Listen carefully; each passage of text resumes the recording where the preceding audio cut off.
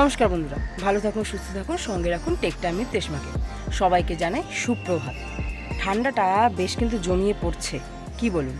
তবে হ্যাঁ, এই ঠান্ডার সংবাদ দেওয়ার জন্য আজকে এতদিন পর একটা বড় ব্লগ কিন্তু আপনাদের সাথে শেয়ার করতে আসিনি।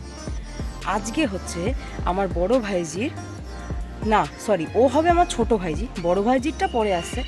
ছোট ভাইজি আরভির 4th বার্থডে। 4 বছরের জন্মদিন। তো আজকে ও সারাদিন কি করলো, কি অনুষ্ঠান হলো, সেই সমস্ত কিছু কিন্তু আমি আপনাদের সাথে শেয়ার করতে আজকে চলে এসেছি। বার্থডে ছোট হোক কি বড় হোক, বার্থডে সেলিব্রেশন মানে বার্থডে সেলিব্রেশন।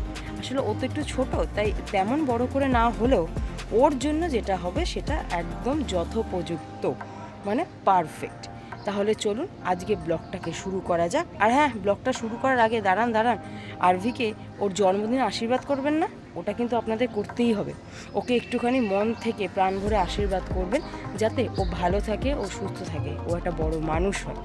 তাহলে চলুন আজকে ব্লগটা শুরু করা যাক। আর আরভির জন্মদিনে ওকে আমি গুলু বলে ডাকি, সো আমি ওকে এবার থেকে ভিডিওতে গুলুই বলবো।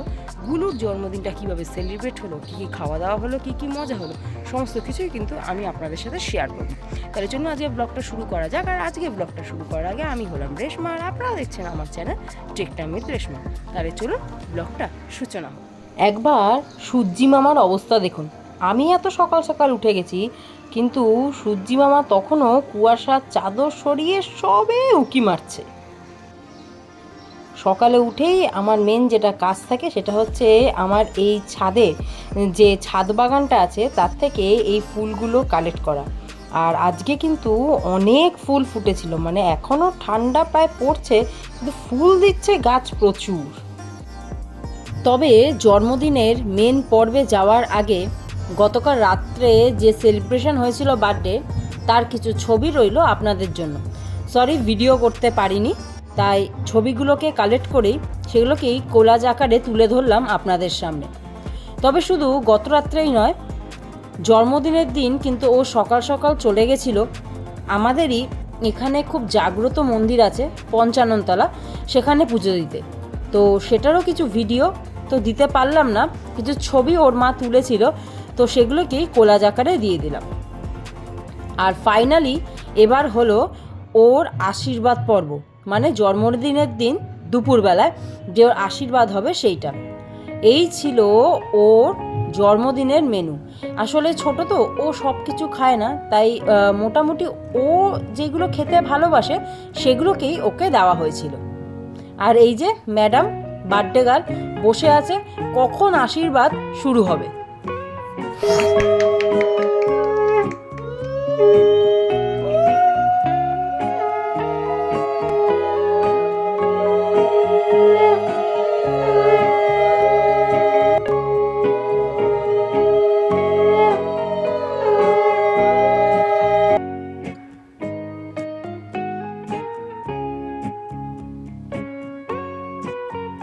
গুলুর ঠাম্মু, দাদু, মা, ছোটো মা সবার আশীর্বাদ করার পর ফাইনালি আসলো ওর দিদির আশীর্বাদ করার পালা, যেটা ওর দিদি খুব ভালোবাসে করতে।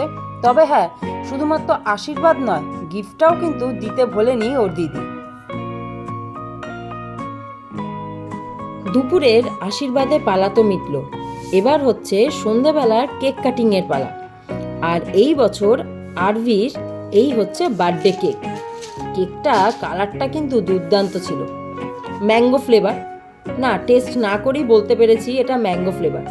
আর ওই যে যেহেতু এবার ওর 4th ইয়ার্স বার্থডে, তাই 4 লেখা ক্যান্ডেল।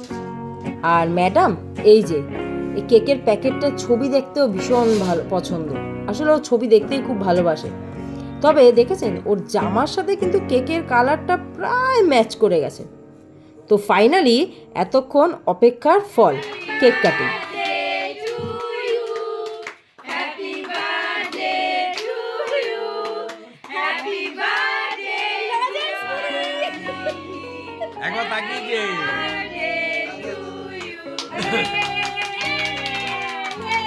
জানেন তো, ওর না একটা স্বভাব আছে, ও যে জিনিসগুলো খায় মানে চেনা জানা জিনিস বাদে ওকে যদি অন্য জিনিস দেওয়া হয় ও চট করে খেতে চায় না। তো কেকের বেলা তো তাই হয়েছিল, তারপর বুঝিয়ে টুঝিয়ে ওকে খাওয়ানো হয়েছে।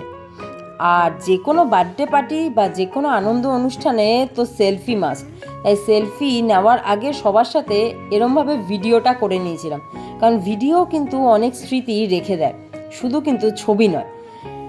এছাড়াও এই যে এখানে সব মেয়েদের টিম, বৌদি, দিদি, ভাইজি, বোনজি সবাই মিলে ওই যে ছবি তুলতেছিল, সঙ্গে আমি একটুখানি ভিডিওটাও করে নিয়েছিলাম। রাতে যে ডিনার ছিল সেটাও কিন্তু ছিল দারুণ, রুমালি রুটি আর চিলি চিকেন। কিন্তু যেহেতু আজকে আমার ভেজ ডে, তাই কোনোটাই আর আমি খেতে পারিনি।